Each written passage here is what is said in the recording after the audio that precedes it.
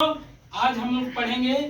आज इस क्लास में हम लोग पढ़ने वाले हैं एटॉम और मॉलिक्यूल्स के बारे में। क्या पढ़ने वाले हैं? एटॉम और मॉलिक्यूल्स के बारे में।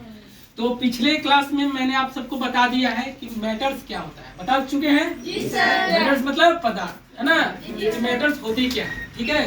तो आज हम उसके आगे चलते हैं कि ये मैटर्स बनती कैसे, ये पदार्थ सब बनती कैसे, ठीक है।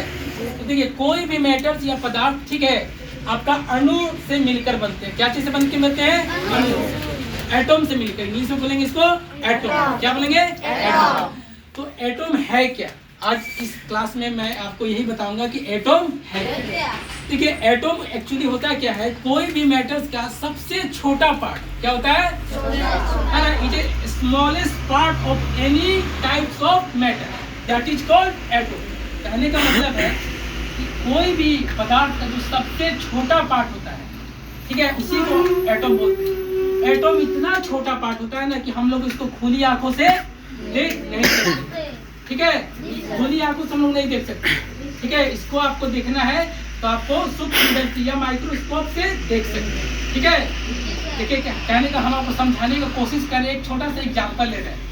आप सभी लोग लड्डू देखे होंगे दुकान में, ड्राइंग में भी होंगे, ठीक है। लड्डू देखिए, मैं बनाता हूँ लड्डू का। मेरा ड्राइंग अच्छा नहीं है, समझिए, इमेजिन कीजिए, फील कीजिए, ये लड्डू है। क्या है? तो लड्डू में बहुत सारा दाना होता है और हर एक दाना मिलकर क्या बनता है? एक कंप्लीट लड्डू। तो लड्डू का हम एक दाना को ऐसे निकाल दिए, ठीक है, यहाँ रख दिए। क्या रख दिए? एक दाना। तो ये सोचो एक एटॉम है। क्या है? एटॉम। तो ये एक एक एटॉम मिलकर कंप्लीट लड्डू बना है। क्या बना है? लड्डू, है ना। तो ये तो आप एक छोटा सा हम एग्जाम्पल के लिए एटॉम बताएं, लेकिन ये एटॉम इस एक दाने में ना कई करोड़ दाना है। क्या है? हाँ, इसमें भी कई करोड़ पार्ट है। ये एक पार्ट में, समझ में आया? इतना छोटा है कि हम लोग खुली आंखों से उसको नहीं सकते हैं, समझ में आया ना। तो इसी तरह छोटा छोटा एटॉम मिलकर एक मैटर्स का निर्माण करता है, समझ में गया? तो ये है सबसे छोटा एग्जाम्पल, सबसे बढ़िया एग्जाम्पल एटॉम का। समझ में आया? अब हम लोग बात करते हैं मॉलिक्यूल्स के बारे में, ठीक है। देखिए, एटॉम समझ में आ गया। तो मॉलिक्यूल्स क्या होता है? जब दो या दो से ज्यादा एटॉम मिलकर, है ना, ग्रुप बनाते हैं। मतलब दो या दो से ज्यादा एटॉम जब मिलकर समूह बनाते हैं। मान लो यहाँ का अभी तो अकेले है, ये एटॉम एगो को बुला लिया।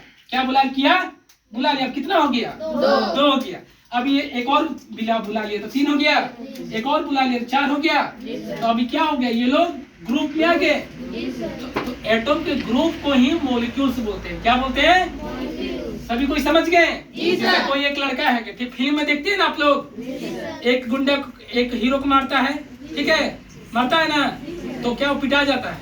अब वो एक और हीरो आ जाए तो 2 आ जाएगा, एक और आ जाए तो 3 हीरो हो जाएगा, तो ज्यादा हो जाएगा। एक अगर हीरो रहे तो क्या है? एटॉम। एक से ज्यादा आ गया तो अब एटॉम ग्रुप में आ गया, तो क्या होगा? पावरफुल हो गया, तो ग्रुप वही ग्रुप हो जाता है। तो एटॉम का तो जो मॉलिक्यूल्स होता है ना, वो एटॉम से ज्यादा होता है उसमें, समझना कि ना। है ना, एटॉम सिंगल हो गया जिसको हम लोग देख नहीं सकते, लेकिन मॉलिक्यूल्स क्या होगा? Group of atoms, that is called molecule. समझ में आया? सब ठीक हो? मुझे पूरा विश्वास है आप लोग को समझ में आया। समझ में आया कि नहीं? समझ में आया कि नहीं? चलिए मिलते हैं अब नेक्स्ट टॉपिक पे।